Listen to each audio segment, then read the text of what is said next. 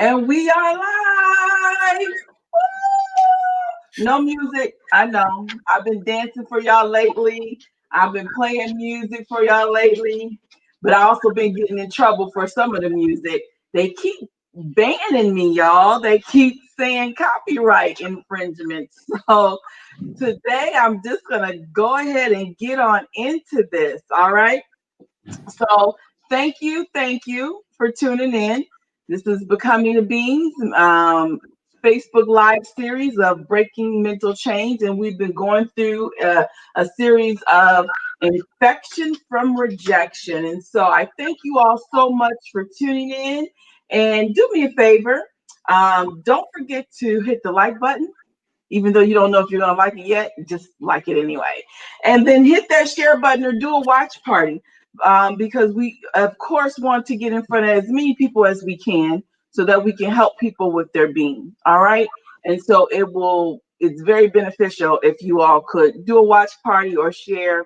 And then also, as we are going through this, we would like it so much if you would join in the conversation. Leave your comments down in the comment box, chat with us, ask us some questions. Um, we love interaction. We love audience participation. All right, so just a few announcements before we get started. We are here doing our Breaking Mental Change series every third Saturday of the month. So join us here every third Saturday at 7:30 p.m. as we tackle the different issues that have hurt many people in the past and that continues to hurt them all the way into their adulthood. And sometimes they are challenges and obstacles that we have just not been able to overcome. And so we're here to talk about those tough issues and have those tough conversations in hopes that we can begin the healing process from those things. Now, also, starting in the month of October, we're bringing back the Singles Chat Reloaded. So we did premiere that back in June. It was a great hit. So we will start that up, but for a new time, it'll be every first Saturday of the month, and it will be at noon Eastern time. And hey, let me tell you, if you are single, married in a relationship, engaged, newly married, we want to hear from you. So please reach out. We'd love to have you all on the panel. We'd love to have you as part of the discussions of our Singles Chats Reloaded. So do reach out to me so we can feature you on one of our sessions. And then also we're here for you every Monday. Think outside the red box, where we are just tackling different everyday issues, emotions, behaviors, things that we just need to talk about, work on. Just we're here to just empower you, inspire you, motivate you, teach you, instruct you. All right, so that's enough for my announcement. Thank you to my panelists for sitting through that. So today we're going to talk about abandonment. All right, and I want to do an introduction of our first guest, which is my husband, my boo, Doug Watkins. You could smile when I said my boo. Oh, Are you, absolutely. are you nervous, Doug? You're not new to this. I mean, you're looking a little No, I'm nervous. not nervous at all. No. Okay. All right. Fine. We have two guests. We're first going to talk with um, Doug Watkins, again, my boo, my husband, my ride or die. I love him, and I'm so glad he has decided to come on here I'm here. and share his story. And then my other guest is Crystal McClintock. She will be joining us shortly, who I have invited to come and speak from a perspective of someone who's raising a fatherless son. And we'll get into some other things, but I do want to thank them in advance for um, being willing to be so transparent and come on here and share with me and you and everyone else their story, their experience, so that we can try to learn from the experience. We can, again, have the tough conversations so that we can start healing, and or start the healing process and being able to address these things. So we're going to go ahead and get started here. And so, Doug, my first question for you. Well, you know what? Hold on. You Okay. probably have to ask them the questions before we get deep into this. Let me just say, I got some disclaimers. All right. So, abandonment comes in many forms. You have, um, it's telling me that, abandonment. I'm sorry. I'm getting distracted, you all, because my second guest is having a hard time getting into the live. Um, I'm going to keep it moving. I'm sorry. I got distracted. I'm keep it moving. But abandonment comes in different forms. You can be abandoned physically, and then there is the emotional and mental abandonment. Now, if you're abandoned physically, you've probably been abandoned emotionally and mentally. But when I say emotional and mentally, you can just be emotionally and mentally abandoned and not physically abandoned. So those are the scenarios. We're used to the scenarios of physical abandonment where you have one or both parents that are just not in the child's life. Um, it also can look like someone who is, how can I say this? Come around every blue moon, or they make these false promises that they're going to come and they don't come and they don't come and they don't come. Like, you may talk to them every once in a while, but they never come. They never come pick you up. You never really see them. You never spend any holidays, no birthdays. They're just physically absent. But then you have those who are in a household where the parent is there, Right. but they are just not mentally and emotionally available to you, right? And then, so we experience that in our childhood. That's what it kind of looks like in a childhood. You got a parent, they're just not mentally there, they're not nurturing, um, they are not lovey-dovey, intimate with you. We don't get the I love yous. We don't get the hugs. We don't get the I care for you. I'm proud of you. And so mentally and emotionally, they're just not there for you. They're just not teaching you how to process emotions and just kind of feel valued, right? And so we're going to talk a little bit about both of those today. And so, hey, we got our second guest. Welcome, Hi. Chris. Thank you. Thank you. It was a struggle, but I figured it out. All right, so Yeah, we're going cousins. to get into both types today, right? And we have to know that when we experience abandonment as a child, we sometimes can experience abandonment as an adult as well. You know, when there is in a marriage, right? You might have a spouse that's just not mentally or emotionally there for you, or you might have a spouse who just left, like Mhm. physically left you. You don't even know why. You don't know where they went. Like, they just decided to up and leave. So you can experience that, as an adult in relationships, and not just marriage, because we have, you know, relationships where you're dating and then all of a sudden somebody goes ghost. Like, you thought everything was good, everything was great, and then all of a sudden they go ghost. They're just not there anymore. Okay. So there's all kind of different forms of abandonment, and you can experience this as an adult as well. So I just wanted to make sure that we get that out. Now, I do want to say that again, I want to thank my panelists for being able to come on here and be transparent and share their story. And with that, I want everyone to know that this is a time of sharing to heal. This is not a time for sharing to place blame or Right. throw people under the bus. That's not what we're here to do. Becoming a being is about us being accountable for our lives, our stories, our experiences, and living in our truths, being able to speak our truths, and use that not only to heal ourselves, but to help heal others. Okay. All right. So we're going to get started. I have some questions for Doug. We're going to get started with Doug. So, Doug, can you tell us what type of abandonment did you experience? Type of abandonment experience. I would probably say it's an emotional abandonment. And I say that because of my emotional abandonment was a little bit regarding my father. And I say that because my father was actually my biological father's been in my life my whole time I've been on this earth. He never left. He was always there. He provided for me.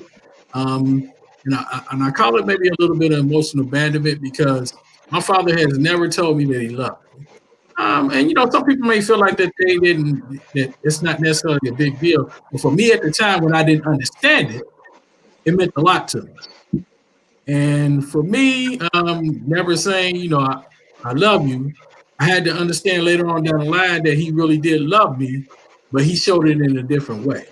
So basically talking about love languages. He had a certain type of love language that he used as far as to show love to me and then my other siblings also, but quite different. Because I struggled with it a lot. I want to come back to the love languages, but before we get like deep into this, can you just kind of describe your experience, kind of set the stage, the story for us to kind of give us a visual of what this mental and emotional abandonment was that you experienced?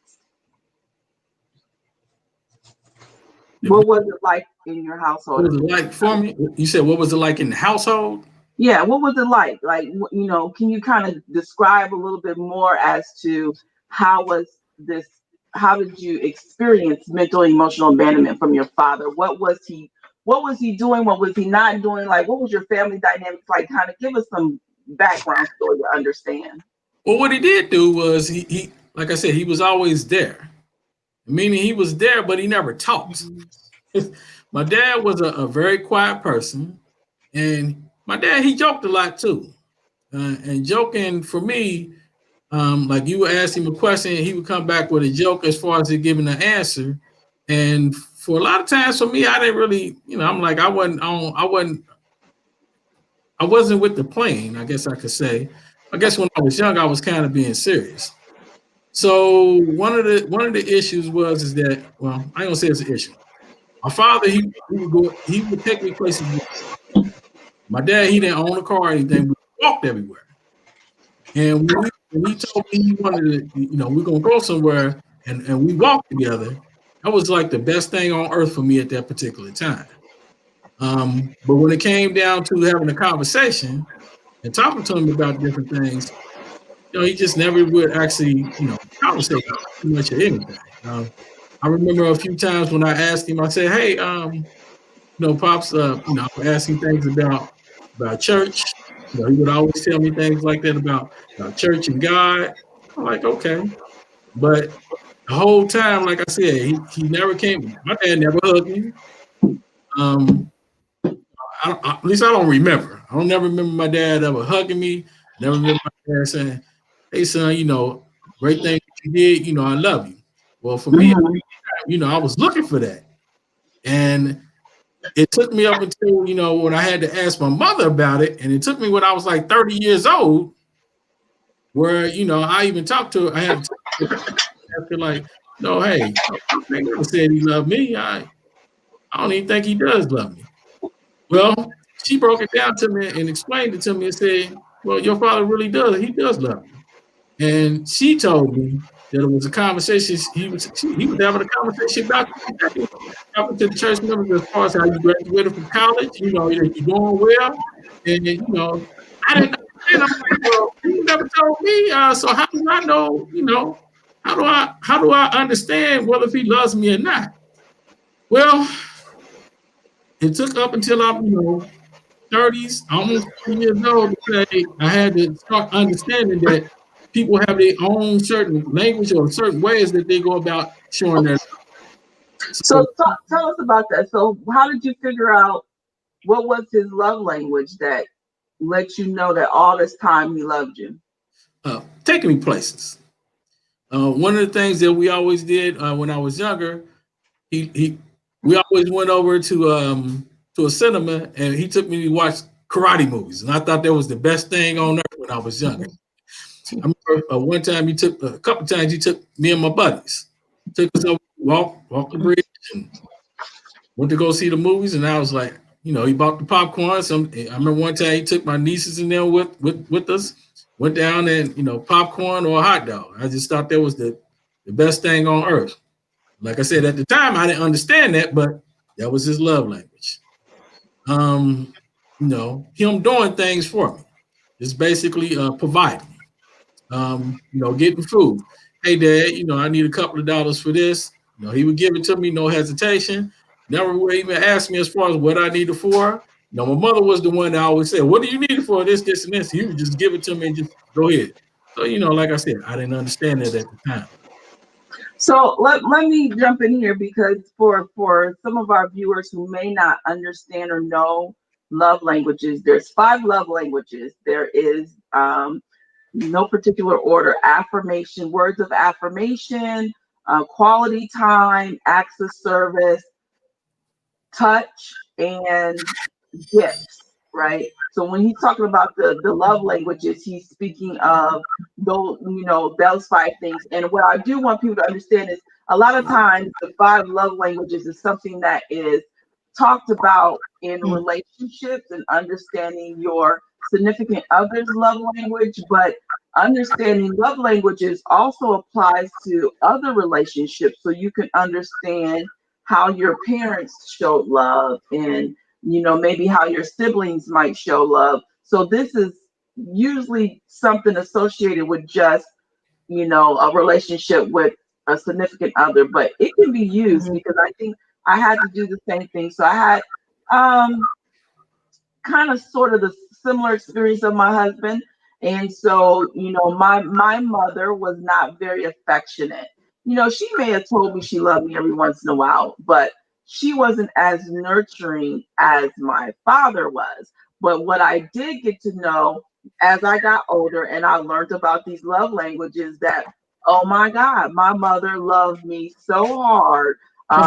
She was an acts of service, and Doug just talked about his father was an acts of service person, and she was a gift giver, and that's how she showed you love, was to buy you gifts and to do things for you, and so Doug is speaking of his father's love language was quality time and acts of service. So I think that's beautiful that you were able to, as when you get older, to be able to recognize that. Right. So can you kind of tell us, going through this when you're younger, how did that make you feel? For him not to say I love you, not to give you words of affirmation that he's proud of you, or any of those things. How was it making you feel growing up not getting that? Well, a bit of that was more, I felt a little lonely. I guess it's hard to say, but yeah, I felt a little lonely. And the reason I say that, because, all my siblings that I have, I have one sister and 3 brothers, and I'm the youngest. So my brother next to me, he's 10 years older than me. So, it was kind of hard. And like I said, never talking to me, when I would ask questions about different things, he would say, go ask your mother. For certain situations, he would say, go ask your mother. But anything I needed, he would provide it. You want to go this place, he would take me. But anything else, it was like, okay, well, why are you not talking to me about, even about the birds and the bees? It was one of the stories that, my mother, I remember, it's funny though. My mother, they didn't know I heard the conversation, but she told me, hey, you need to talk to your son about the birds and the bees, what she called it, the birds and the bees. He said, he'll learn about the birds and the bees. Because I heard him talking about it one time. And he thought, he said, he gonna know about it. And he never did actually really talk to me about it until she got on him. He mentioned a few things, but it wasn't like this long lecture conversation. It was just more like, hey, just make sure you protect yourself, put something on it, and that was it.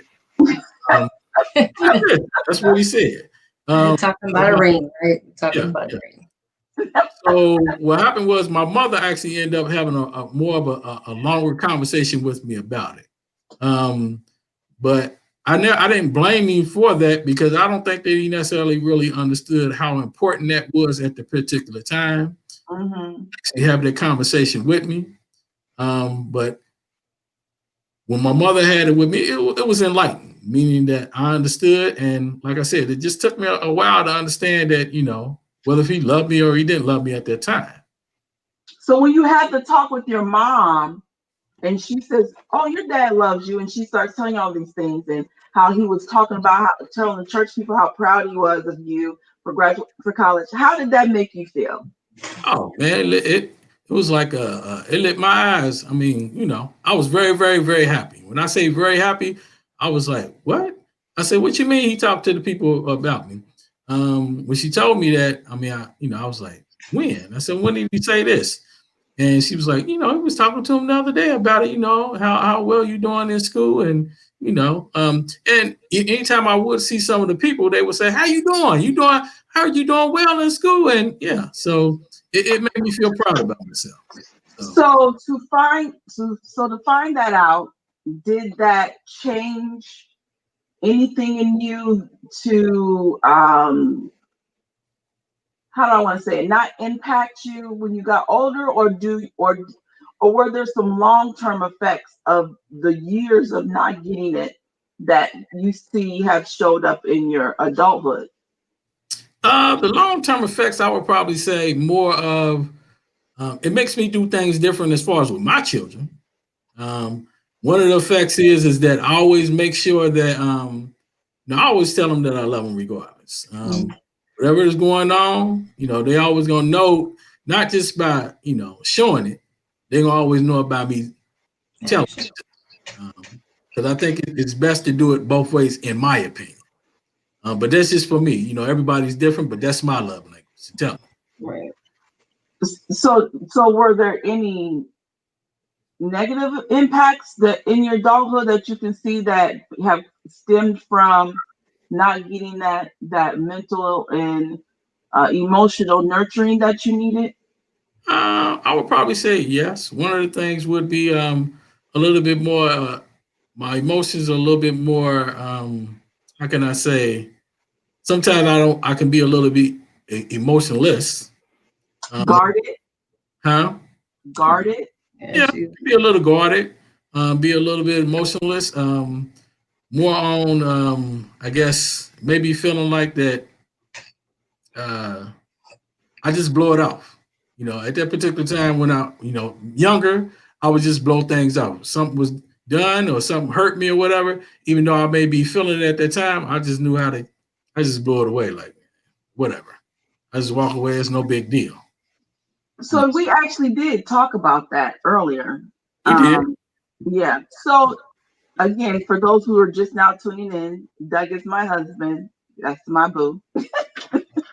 And so we were kind of talking about some of the impacts that abandonment might have had on him. And one of the things that came up was that he built up a coping mechanism of just blowing things off, right?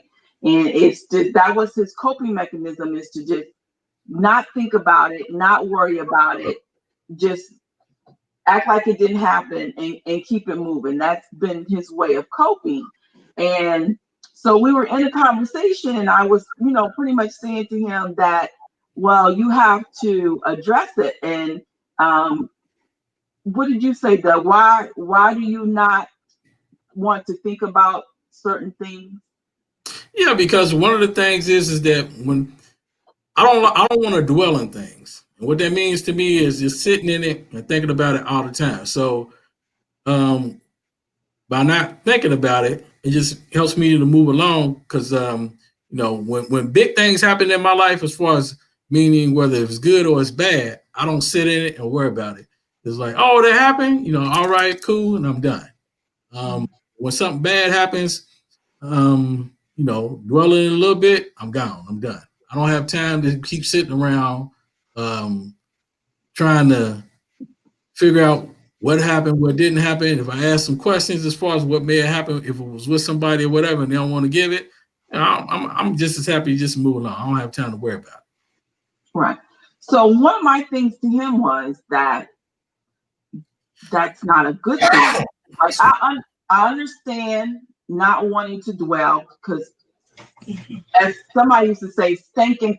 You don't want to sit there and thinking because when you do that, and you dwell on that and you just keep repeating that bad stuff in your head, one, your mind can start to wander off to some things that just don't even have nothing to do with it. That's one. And then two, you just keep putting yourself through that same old misery. But at some point, you have to address it.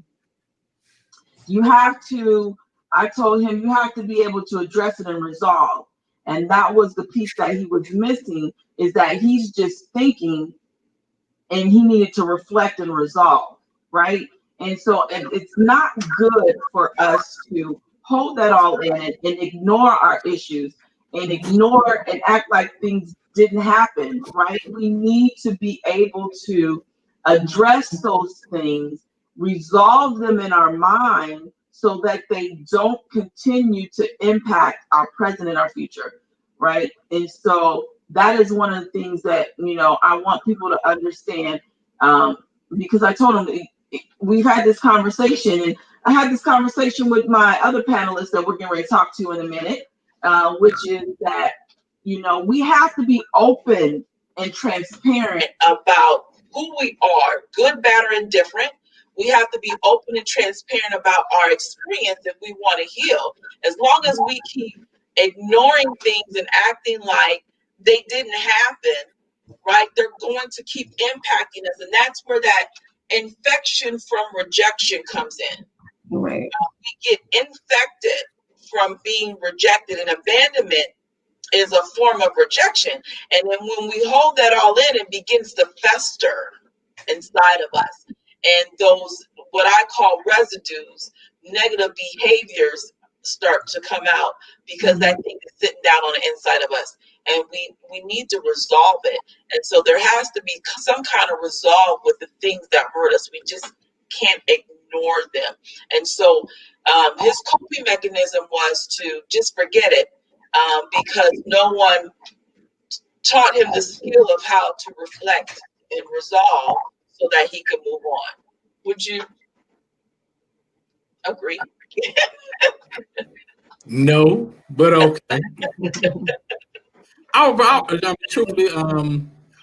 don't know. I know when we talked about this earlier, this is a conversation maybe we can have later on. But one of the things is that I don't know. I never, like I said, I guess because I never really gave it a lot of thought.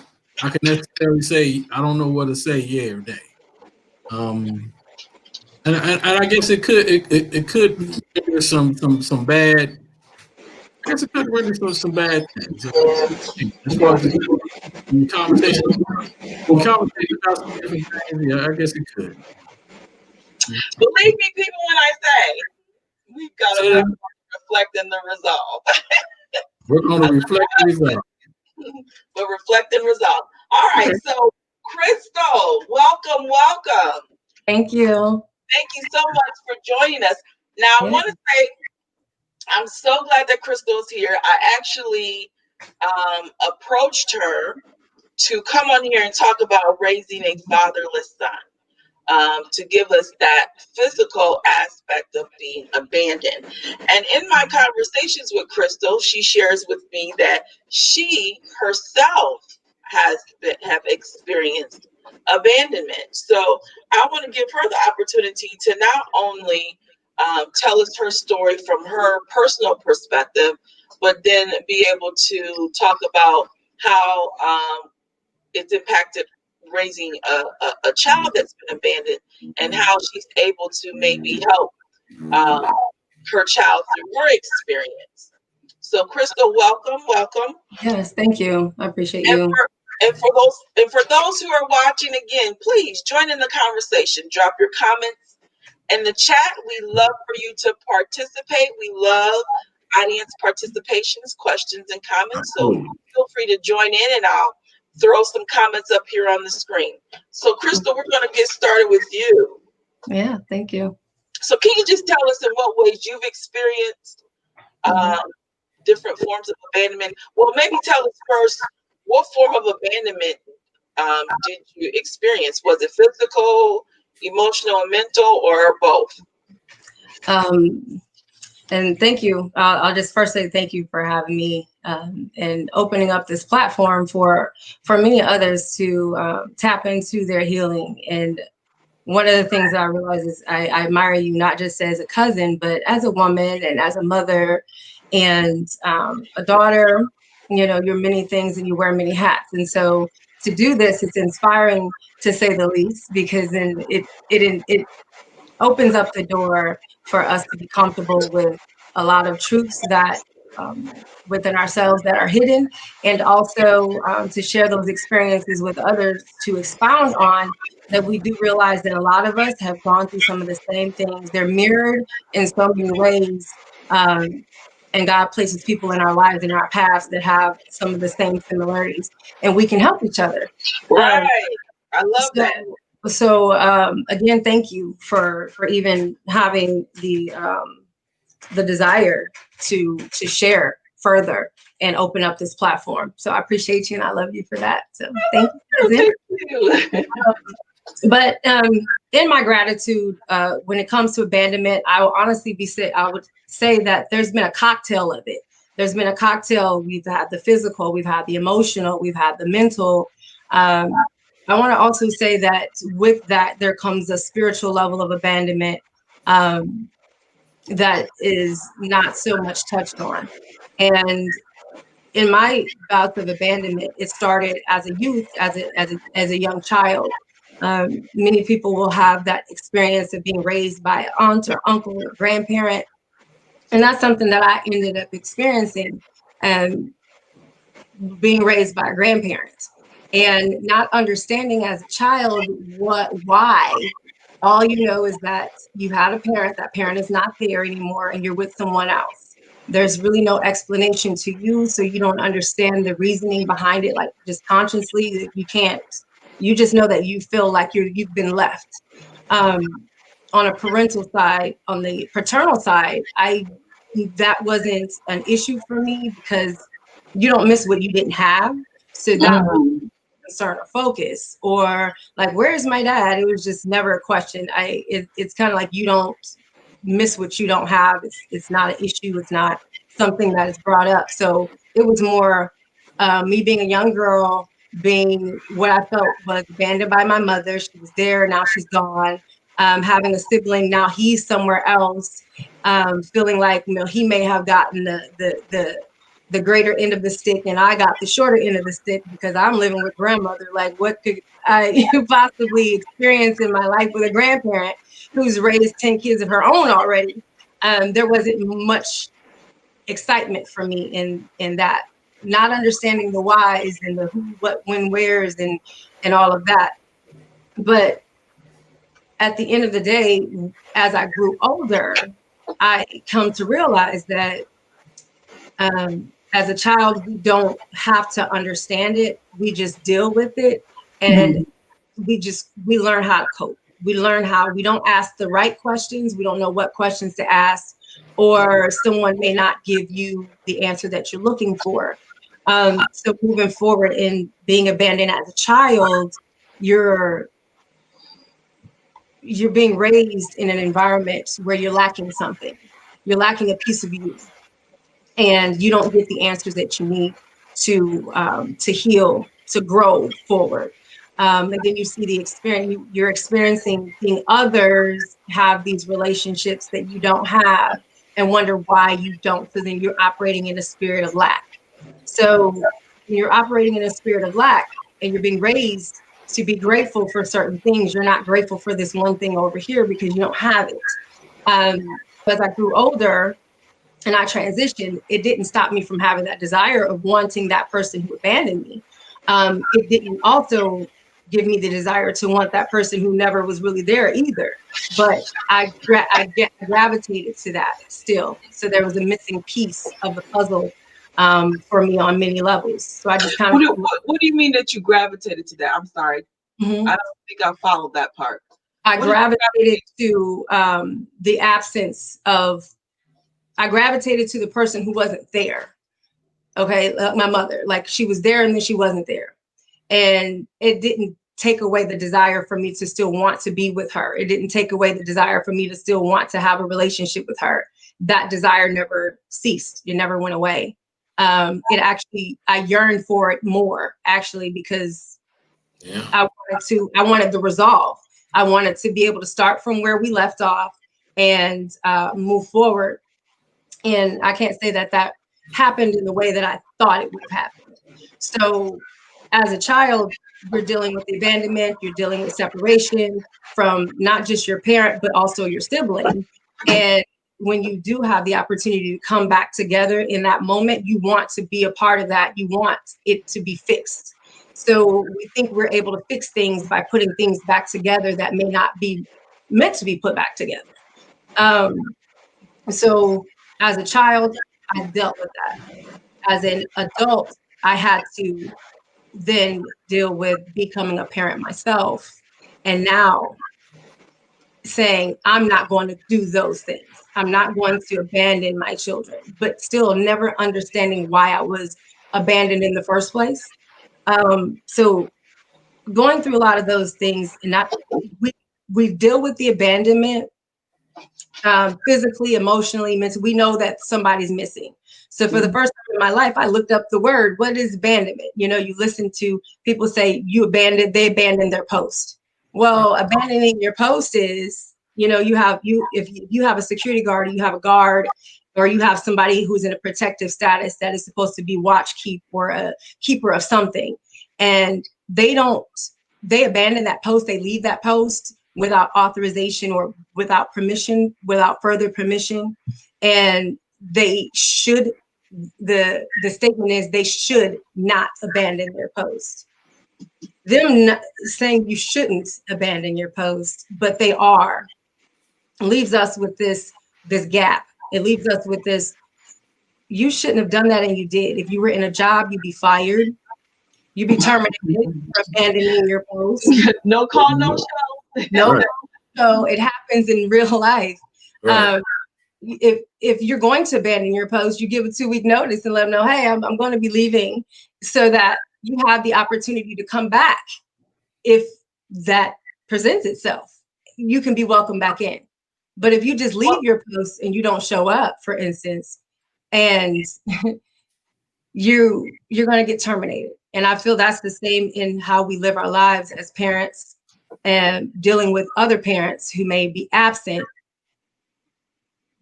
Should I welcome that person back into my life? You know, as a child, should that person be welcomed back into my life when they abandon their post, per se? Well, hold on. So let's back up a little bit, because you said a lot.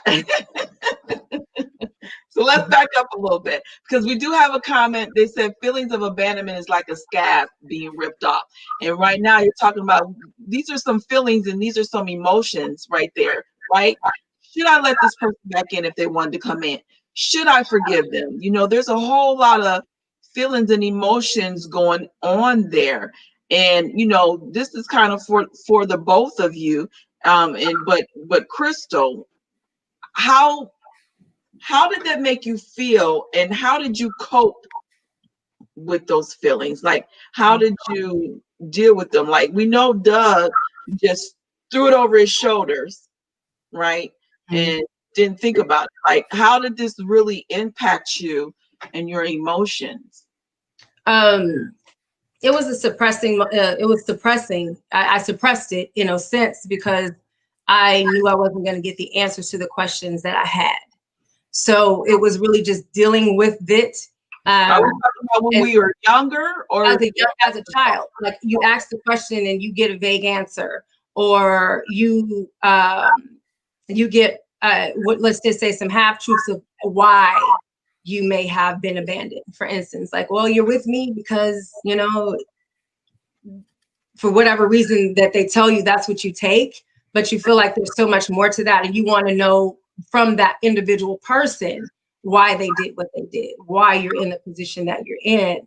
But you're not going to get those answers because that's something that they too, what I realized in my adulthood is they have issues with themselves that needed to be resolved.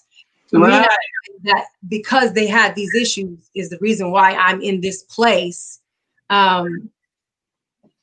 It leaves you wondering. So I always just in the back of my head said, I'm going to figure it out, but I know that this is not how I want to be.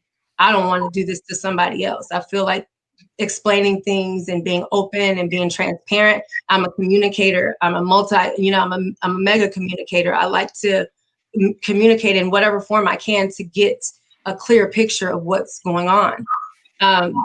So as an adolescent, being abandoned by a parent, then growing up, becoming a parent myself and saying, I'm not going to do these things. And then having a relationship with someone else who may have had abandonment issues, you're bringing like just a bucket of abandonment into a child's life, another child's life. Oh, that's interesting. That's interesting. So do you think that being abandoned and impacted your decisions on the type of men that you chose to be with? I think that's where, people say you have daddy issues, but I'm like, I didn't have a daddy to have daddy issues. You see what I'm saying? But emotionally, I knew that I worked, even as a younger child, I always worked off energy and I never knew why. Like there were just some people you get and you're like, I just don't like him. And I don't know why I don't like him, but I don't like him. I don't like being around that person, or I don't like being around that woman or that man or whatever. So in my relationships, they were authentic. They were choice relationships that I chose to be in, not understanding fully a person. When you're having what you consider a temporary, you consider it long-term, but it becomes temporary because then the layers are being peeled back as you continue to have a relationship with them and you realize that this is not the same person that I met. This is not the same person now that we have this child in this world. This is not the same person, but I'm remaining consistent. They're inconsistent now. So now there's some things that are being pulled out of them that I didn't know or that I wasn't aware of.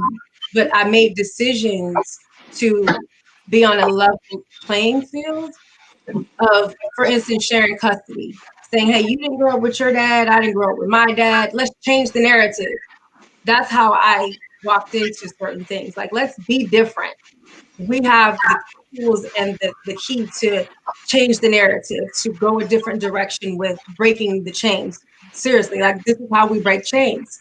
And when you do that, then some other things come from that person's side that you didn't realize. And it then becomes detrimental for your child. And you're like, oh my God, this is not what my intention was. My intention was for this child to have the best of both worlds. My intention was for this child to be able to have all these things that neither one of us had. We can do that. And then it doesn't happen that way. And then you're stuck again, like, what just happened here? Now I have parental abandonment on as an adult. I'm confused. Like I was abandoned as a child. I tried to break the chains as an adult. When I became a parent and say, this is not how I'm going to be. And then it still happens anyway, outside of my better judgment. And so now I have a child who's dealing with it. So look, we have another comment, and I think it's so relevant. What happens to you? Abandonment. It either teaches you to be like what you learned, or you focus on being different than them whom abandon you. And that's kind of true about a lot of things coming from your upbringing. You're either going to be a product of your environment, or you're going to be like, you know what? I don't like this and I'm going to do something different. Right. So what I'm hearing from you and what I've heard from Doug is that, you all decided that what I experience is not what I want my children to experience. And so I'm going to do something different. So What have you been doing differently? I mean, you're there for your son, of Right. course, but what have you been doing differently in his life to kind of make sure that he doesn't have to the same mental and emotional struggles that you may have had? Mhm. So one of the things I do is we embody emotions by talking about it. Me saying, hey, if you're gonna cry, it's okay to cry. You know, there's these stigmas put on, oh, you're a boy, be strong. Oh, boys don't cry. You got to stop. Like anytime that they have an emotional feeling or whatever. Well, I know that he gets that emotional characteristic from both sides of his family. His father is highly emotional. I'm emotional. So I have to pay attention to his emotions and nurture that and cultivate that in a way to say, I need you to use your words. Tell me how you feel. Why do you think you feel like that? What do you think? What do you need? Would you like mommy to do? And then me saying, mommy cannot do certain things, but this is what we can do together to make sure that you understand. So like working on his cognitive abilities to understand that we can't fix everything. You know, I may be a parent, but I can't fix other people. I can only do what I can do as a parent to help foster your growth. I'm going to put you in experiences. I'm going to say, hey, I'm going to hug you. I'm going to kiss you. I'm going to let you hold my hand. When you ask me for a hug, I'm not going to push you away. You're asking me. The fact that you can ask me, and it says a lot. We have a level of understanding where you're comfortable enough to be able to do that and know that I'm not going to reject you. I'm not going to push you aside and say, don't be doing that. Don't be too close. Don't be too clingy. Putting him around people who care for him, who are consistent. So really countering what you may be lacking, even though I know as a child, still had the desire to have my mom, whether she was there or not, whether she wanted to be there or not. It didn't stop me from wanting to be her. I had a good lifestyle. I was being taken care of, but that didn't stop me from wanting my mother. So I understand, having been a child in the same situation, that's welcome. I gotta welcome that he's gonna miss his dad. I gotta welcome that he's gonna be like, Mom, baby, I don't have answers to your father's situation. I can't explain away him, but cause and effect. Here's some character things. Pay attention to the lesson. These are things you can't do and think that it's okay to just come back into somebody's life as if you never did what you did. Yeah. I don't want you to think that when you get old enough and you're in a relationship that somebody's going to say, okay, well, my daddy did it. My mom did it with daddy all the time. Well, no, that's not how it works. So let's not certain behaviors. So really calling him on behaviors and looking at that as ways to build his character, looking at ways to communicate effectively. Tell me what you want. Tell me what you need. Tell me what doesn't feel right. Tell me what feels right. Tell me that you're happy. Tell me that you're sad. Let me ask you a question. Do you feel love? Yes, I do. In what ways do you feel love?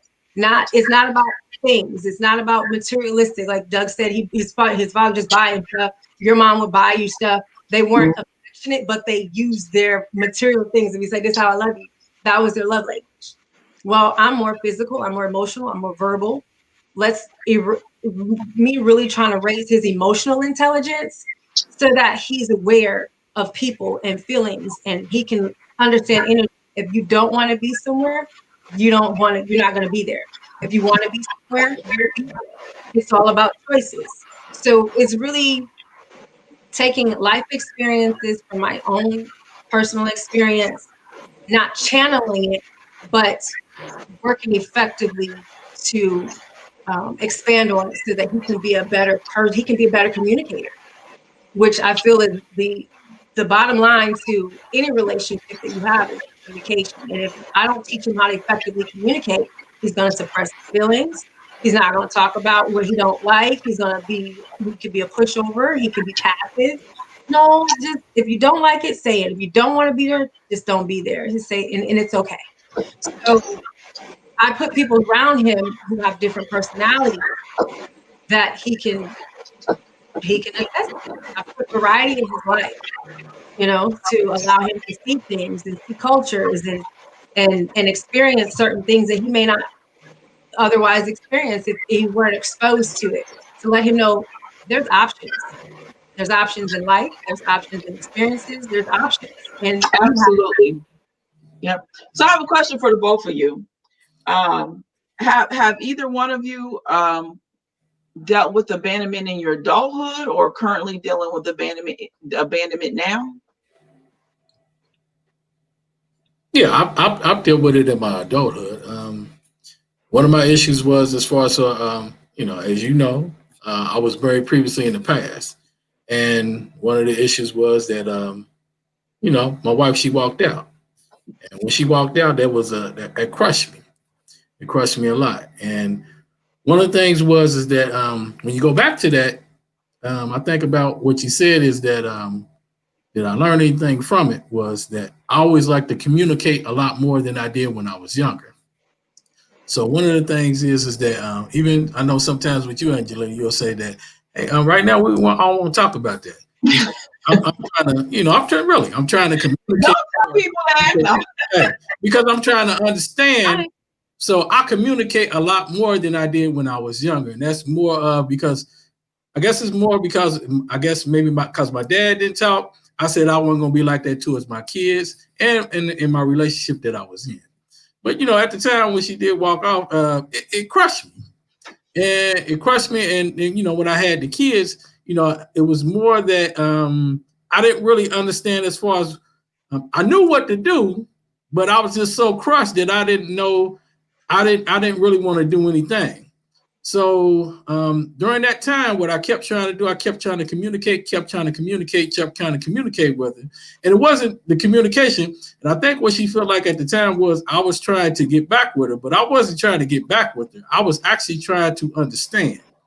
And it came to a point where, I said to myself this last time, if I didn't get the answer that I'm looking for, I just said I was going to leave it alone. So I left it alone.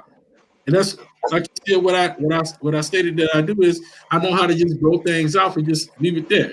So I just left it alone and I just went on and pursued what we needed to do, and but what we need to do as far as to move on away from each other. So that's what I did.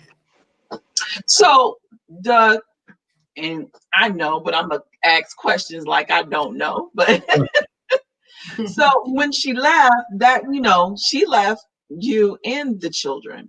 Right. Excuse me. And so they were quote unquote abandoned, in a sense, but she's in their lives. So I don't want people to think that she's not. She's in their lives, she's around, but there was a moment where she was not. And so what did you do to kind of help your children cope with that and their mother leaving, and now she's gone and she's not in the household and she's not around, we don't know where she went, and now she's coming back but we may not see her regularly, now it's regular. Like, how did you help your children? Because I wasn't with him when this happened. Okay, so I'm asking, how did you help your children cope? Really, what I did, I just kept them close to me. And then I had other family and friends to help me with it. One of the things is that I had a niece that helped me as far as to help with my daughter at the time when it happened. I don't know where the person was at, but I mean what my ex was at the time. But Mark said family was there. Right. Family was there. Absolutely 100, and I ain't gonna say 100, 1,000%. My family was the best thing as far as in my life, as far as when it happened. My family and my friends, I'm telling you.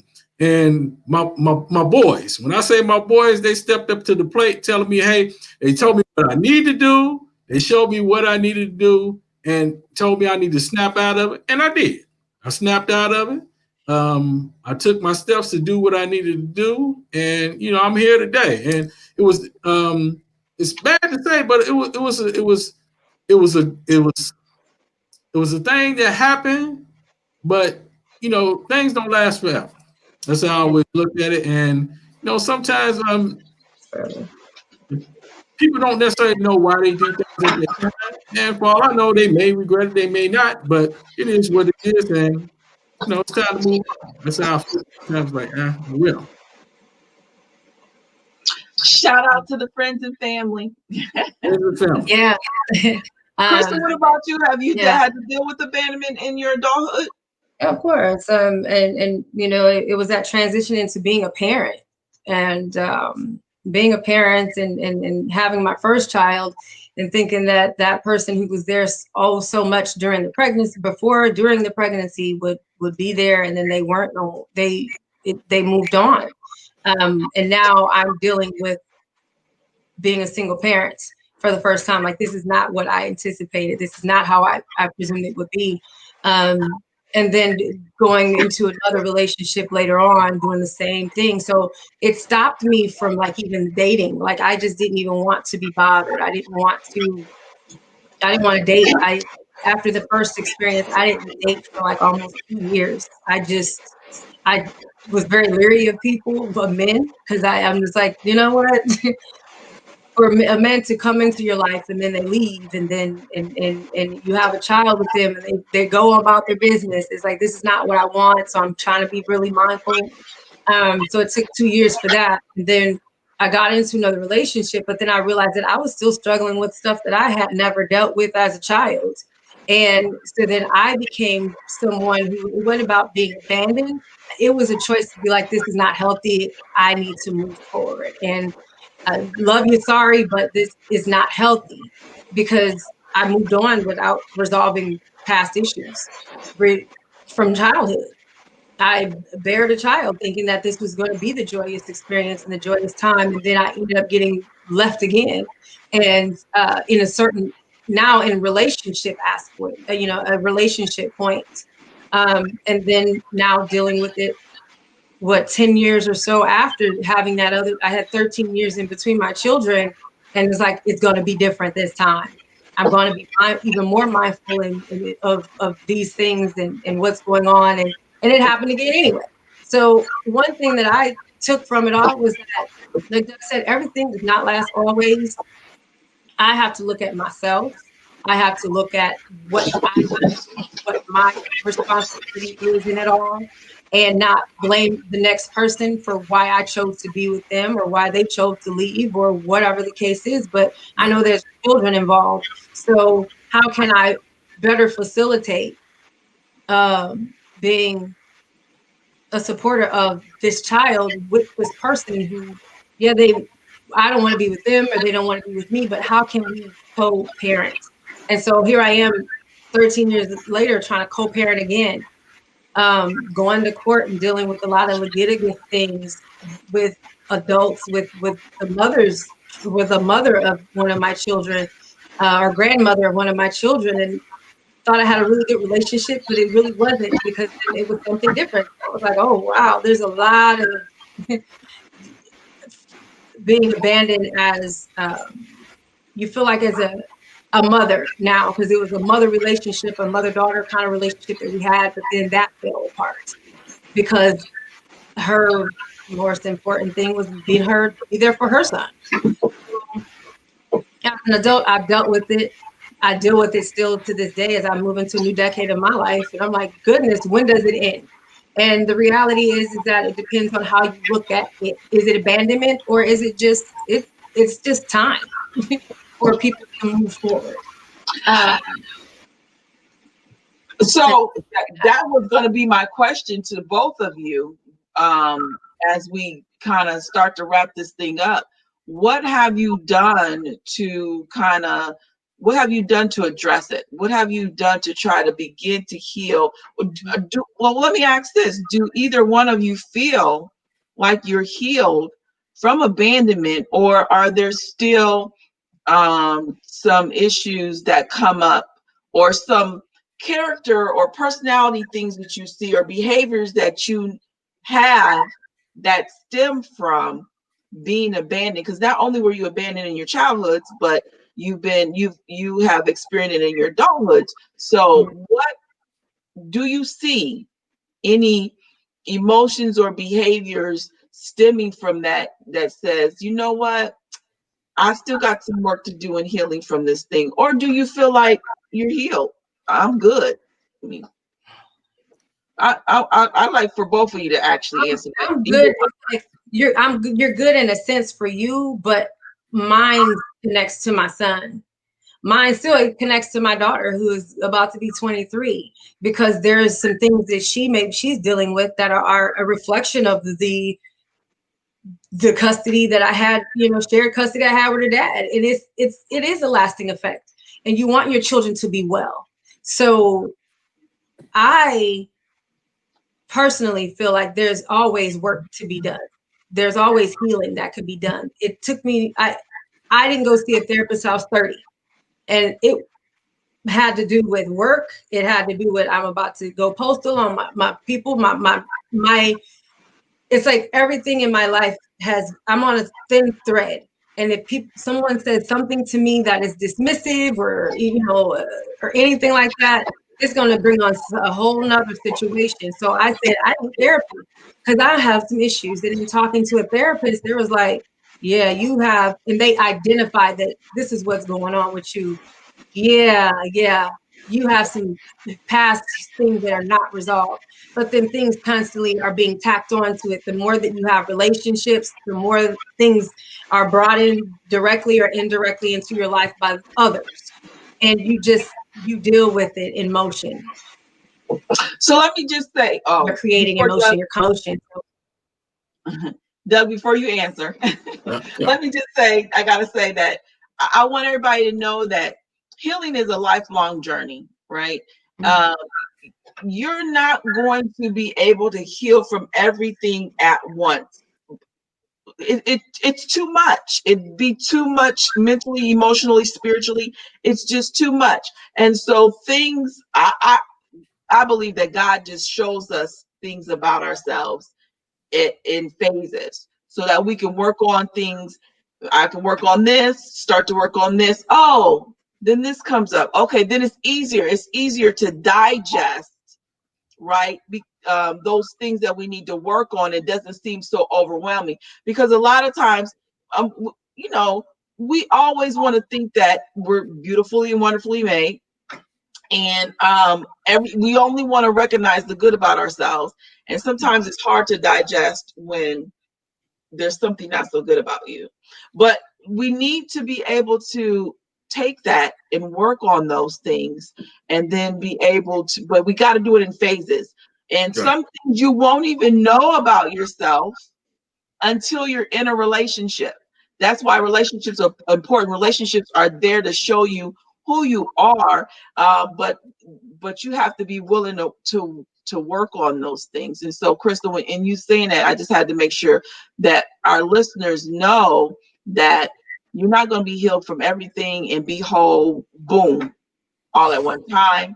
It takes time. It's phases, but you just got to keep putting in the work. And then some things you just won't be able to work on and heal from until you are in relationships with someone so that you can see yourself. Because sometimes we can't see ourselves when we're by ourselves.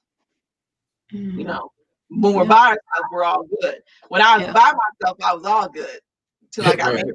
Then I wasn't all good. What you mean? Like, I was wonderful, right? Till I got married. Like, okay. So anyway, Doug, you can answer the question. Well, for myself, what has been very helpful for me is actually talking with my dad today. And today's, I'm saying it like it's like he's real old. Well, my dad is 86 years old, and right now he has dementia. At the times, as far as where I actually been able to go over to talk with him, I mean, we actually had really good conversations. And it's funny that, even though he has dementia, he has these times where it seems like he pops out of it and he's just having like a regular conversation. And it was, I'm gonna probably say it was a couple of months back. I had a conversation with my father, and I don't know, we was just talking about a little bit of everything, and I don't know. And I came on, I remember I told you, I said, me and my dad had a conversation that was like, I've never had this conversation like this with him before. And it was like, I was very, I was emotional about it because I was like, wow. I said, I've never had a conversation like that with him. And it was just like, it's a small, regular, he was cracking jokes.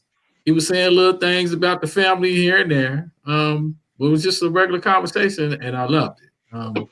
Right now he's in and out. Sometimes he's okay, and then sometimes he's not. Lately, he's been less okay than any other time. I went to go visit him today. Unfortunately, I wasn't able to talk with him, but just at that particular time, me talking with him, it was very heartfelt for him. So you feel like your relationship what you have with him now and him talking to you now has been helping you heal? Yeah, absolutely. It's helped me to heal. It's actually and even come home when sometimes when you and I we talk about it. It's been very helpful as far as in me healing. Um, and one of the things that I've known is that just actually just talking about it is the best thing ever. Um, Mhm. Even remember when you put me on, when you asked me, you didn't put me nowhere. You asked me as far as to talk in one of our Becoming the Being you know, classes. Mm-hmm. Me talk about it as far as what happened, as far as with my past relationship. It was like the best thing ever because I never talked about it before. I mentioned it to family, I mentioned it to friends, but I never actually really and actually talked about it and just said what I needed to say. And when I said it on that day, it was like a weight off my heart. Mm. Yeah. So I want our listeners to make sure they're getting this because there's a lot of us out there who are motherless, fatherless, or again, the parent could be in the home and they're just not mentally or emotional available to you. Or even in our adulthood, we've had someone that we loved and care about that has just walked out of our life with no explanations, or it just all of a sudden they just can't do it anymore, and it does leave a toll on the person. It also leaves a toll on other loved ones. I'm gonna put this comment back up where Mark says, I hurt for my cousin more than he hurt for himself, but he was and is a strong man. Our Mm. families hurt as well. Yeah. When families are broken up, and someone walks out, the spouse hurts, the children hurt, the family members who was rooting for the marriage and love both people, they hurt. The children, when parents aren't there, the children hurt, the grandparents hurt. Like, so it's a family thing, Yeah. Yeah. right? Both I'll definitely are. speak on it being a family thing, because a lot of my friends are so much more present, not being dismissive of my own family, but they know so much more because you confide in them and they step up. The godparents of my son and my daughter, both of them, like they were insistent. They're like, no, we got you. Don't worry about it. When what he needs, talk to us, come to us, we're here for him. So they were showing that and me exposing him to these types of people in a village where you have people who they may know a little bit, but they just know, hey, that child's father is not in their life. We're going to step in. I have male friends that just step in, and they're just like, look, we love this kid because this kid is just a great kid. We understand the situation, but we love him for who he is. And me getting my son to understand that every family is everyone whose blood is not really family, and everyone who's your friend ain't not really you, but they could be your family. And it's definitely something that we have an extension. Our families are extended. That said, you don't choose your family, but you choose your friends. Sometimes they choose you, and they choose you because of who you are, and they choose your children, and they extend that love. And there's nothing like having that extended village, and that those people who they just step in because they see that this child is in need of something. We may not be able to replace, or we may not be able to just nobody's ever going to be that person, that son's dad, though, and be who he may want them to be. Right. That's going to be up to that person to fill that space. But there's him to be able to accept the love that is given to him is where I am nurturing him. That hey, you're not lacking in being loved by so many people. It's Right. not your fault, you know, and because they feel like, well, what did I do? You didn't do anything. It's not your fault. It's like an automatic blame that they feel like is why that person's not there. It's not your fault. You're not the reason, and it's okay. So I definitely family. I love family. I love all of my people who choose to be present in Right. so many I- ways. yeah.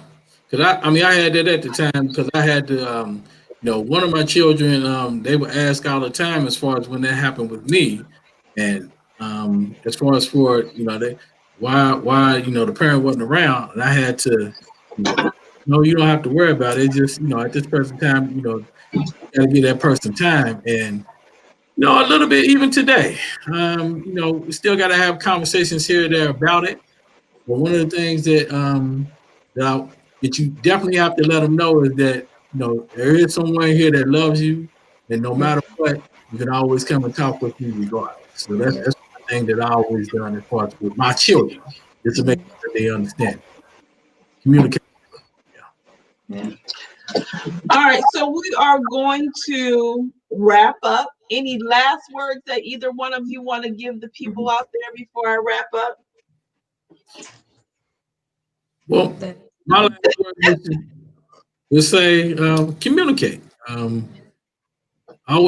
So if you're in a relationship with someone, or even if there's a family member that you think that you may not be getting along with, or a parent or whatever, I would say just try to communicate, get the conversation going so you can talk and try to resolve it. Communication is the best thing to do. Right. So For me, it's like it's always now is always the right time to do the right thing. Right. Now is it's always the power of now is amazing. So just moving forward and wherever you are, it's never too late. It's never too late to heal people. It's never too late to start that healing process. It's never too late to address those things that have been happening in your life. Yeah. And so I want to thank my panelists for coming on here and sharing their stories and sharing their experience. It takes a lot, because again, there's so many of us hiding and afraid to let people know what we've experienced, what we've gone through, how we feel, how it is still affecting us. But the only way to do that, to start that healing process, is one of the things that both of you said, which was talk. Find someone. I'm going to encourage you to find someone, good counsel. Don't just talk to anyone. Talk to someone who is walking in wholeness, someone who is just, able to give you good counsel. We don't want a whole bunch of yes men and women in our lives. We want someone who's going to be able to really give us good counsel. And if that means that you got to go see a professional therapist or a pastor, or I don't know, psychologist, anyone, but talk. It starts with talking. Starts with you being able to express how you feel. Get that off your chest. Don't keep that held in. If tell someone how you feel, how it made you feel, and how you feel in a day. We've got to be honest with ourselves about our feelings, honest with ourselves about the things that we've gone through, and then and again, live in our truths. So healing starts with speaking. It starts with talking. So I would encourage you to find someone to talk to. If you're hurting, even if it's not from abandonment, maybe it's something else that has happened to you in your past and you're hurting, find someone to talk to, okay? And start that healing process. Get it off your chest, get it out your mind, and start resolving. And one of the things that Crystal said, I want to go back to this and then we're leaving, about resolve, because earlier I said that the way to cope with pain is to be able to reflect and resolve. And the problem with people who have pain is that we only are replaying the experience. and we're not reflecting and resolving. And part of reflecting and resolving is dismantling that experience and saying, okay, what am I supposed to take from this thing, right? What is the purpose? Why did I experience this? What am I going to do with this bad experience? So I've taught in my classes, and I will say this here, that when you've had a bad experience, you have to look at that thing and say, okay, what is my lesson learned? Right. What is my silver lining? You know, what is my victory in all this? Because one of the things that we got to know is that we endured. Whatever the pain may be, you endured. That's a victory. Mm-hmm. What is the lesson learned? What is your takeaway from this bad experience that you can now apply something positive, or you learned something as to, like you, both of you said, you learned that this is what I'm not going to do. And this is how it shouldn't be, right? So we want to be able to take that lesson learned and those silver linings from that bad experience and change that experience. And that's what it means by reflect and resolve. Let me reflect on this. Let me reflect on what happened. Again, acknowledging that the person who couldn't give you what you wanted just did not have the capacity to give it to you. Mm-hmm. And we can't change that. We have to be able to accept reality for what it is. One comment says communication, and make sure that you have a village as you go through your process. Yes. And so again, talk, right? And make sure you have accountability partners. Someone's asked me before, and then I'm gonna let you all go. Someone's asked me before, well, how do you get through the process? The missing thing is why people can't transition from the pain to the happiness is they don't have that accountability partner. So find someone to talk to, find someone that you can give you good counsel, find someone who can walk you through the pain, help you reflect and resolve. All right. I thank you so much for joining us again. We are here every third Saturday of the month, talking about breaking mental chains as we tackle different scenarios and situations, tough conversations, so that we can start breaking those mental chains, breaking those things that have been holding us back. I thank you so much for tuning in again. If you're watching us, like, share, so other people can learn from this. I'm sure there's plenty of people out there that are hurting in some way, shape, or form. And it's not just abandonment. We're going to continue on next month. We'll be talking about not being picked. All of us has had to deal with not being picked. And so we're going to, and then in November, we're going to deal with death. All right. So keep tuning in every third Saturday of the month as we have these tough conversations. I thank you so much for your support. Thank you so much, audience, for your participation and your comments. And I'm going to tell you, be unbothered. Can y'all Unbothered. Be unbothered. Unbothered. movement? Okay. Unbothered. Unbothered. That's what it's all. Healing is all about being unbothered. I am no longer bothered by my past, what happened to me, what they said about me, all of the dysfunction that I may have gotten. I have healed from that thing and I am unbothered. So continue to join us so that you too can be unbothered. You all have a nice night. Thank you for tuning in. Thank you. Bye. Good night.